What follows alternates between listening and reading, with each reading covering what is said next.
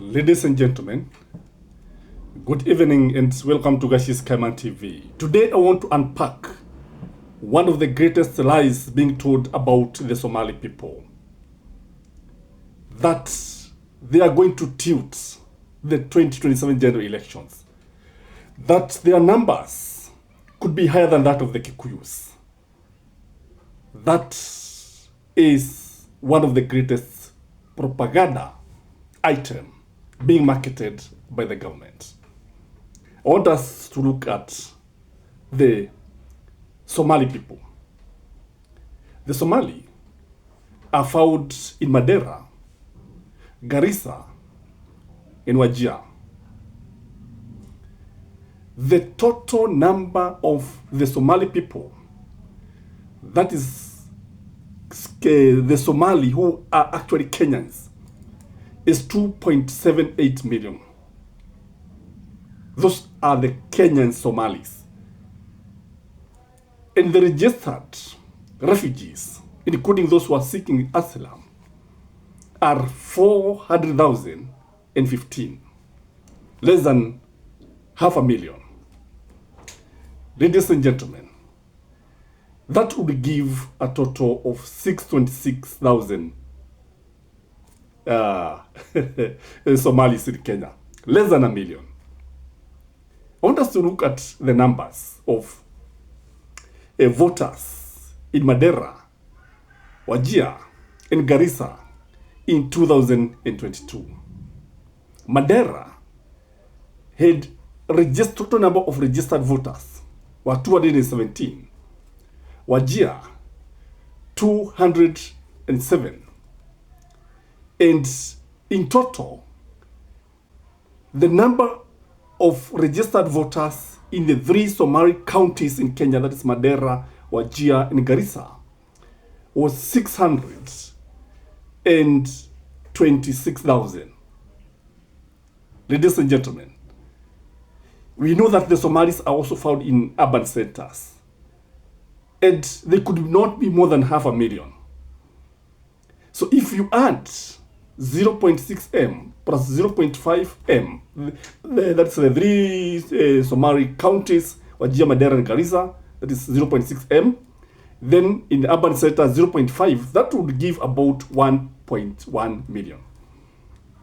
And now, even if they were to increase, do you think they can increase by 50% when it comes to registered voters? That one has never happened anywhere in the world within 5 years.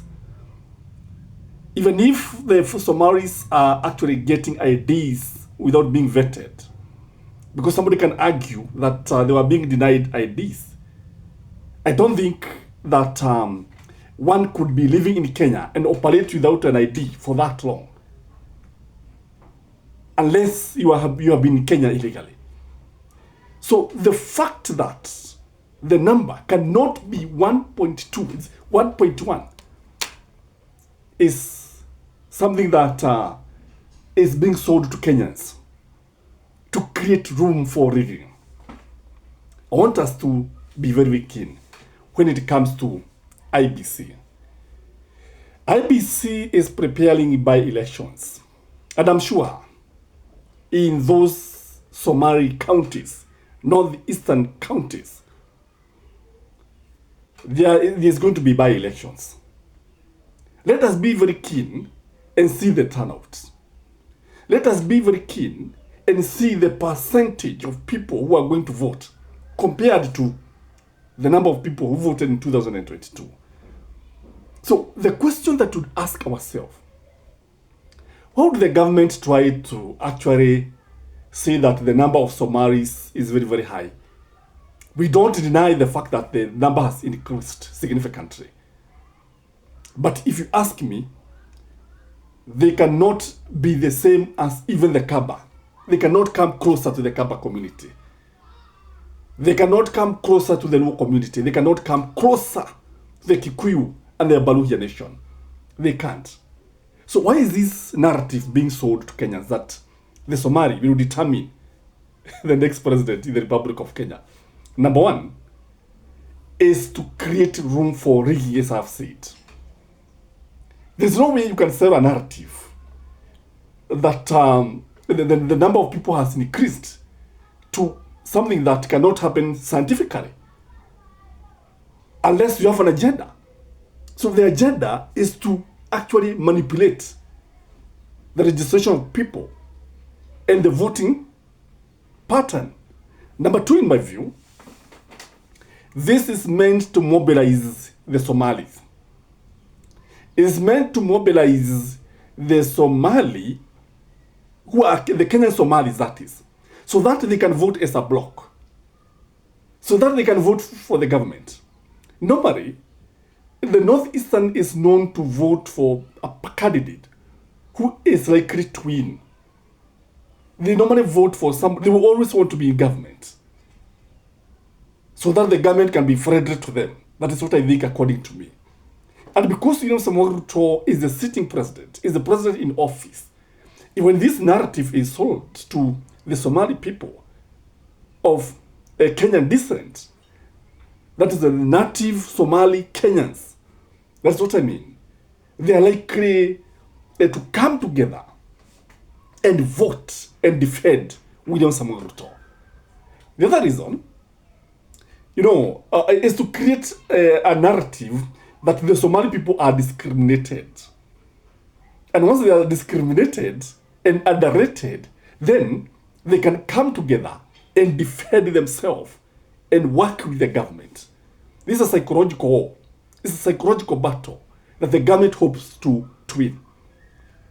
If you look at the way Duale has been defending the government, if you look at the way huyu jamaa alikuwa anasema kama alikuwa ni fara sijui mahali alikuwa anasema jenzi wangeuawa kwa wengi, kama angekuwa Ruto wangeua watu wengi sana. You can see the guys who can actually take the bullet for William Samoei Ruto. That is the way the Somali people are. And because Somali people are businessmen, and they are all over, especially in Eastern, for them in Siri, ukienda pale wakuita Mogadishu dogo, it is meant to actually rally them behind the government. In fact, there's nothing else other than rallying the Somali people behind the government. But ladies and gentlemen, can this happen? My answer is no. The Gen Zs are all over. The Gen Zs are from all communities in Kenya. And I don't see the Gen Z supporting the government. I don't see the Gen Z buying this tribal narrative. Because this is something that should be rejected by Kenyans. They have been saying that the number of Somalis have been actually doctored. And some people have had their numbers increased. In fact, somebody was telling me, and I felt like laughing, that the number of Kikuyus could be less than the Luhya nation. What do you think?